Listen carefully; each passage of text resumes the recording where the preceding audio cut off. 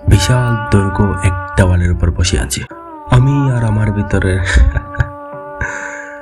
আমার সামনে সীমান্ত বিচ্ছুরিত সিন্ধুজা। সে এখন আকাশের নীলিমা গায়ে মেঘে নীল বাসনা সুন্দরী হয়ে শুয়ে আছে, ছোট বড় স্বপ্নের ঢেউ তুলে।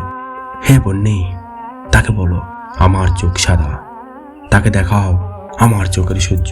চাঁদেরও ক্ষমতা নেই আমার চোখে চোখ রাখে।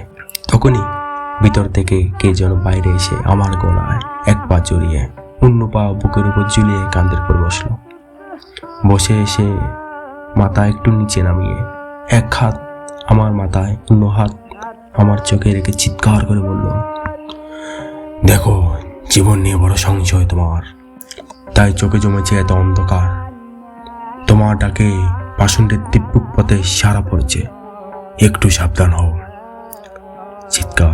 চিৎকার যেমন কঠিন তেমনই শান্ত, কোনো নারী সুলভ চিত্রাঙ্গনী। তাকে বললাম, কি ভীষণ রাগ তোমার, কি কঠিন তোমার মন। হঠাৎই মনে হলো নিচের মাটি যেন উপরে উঠে যাচ্ছে।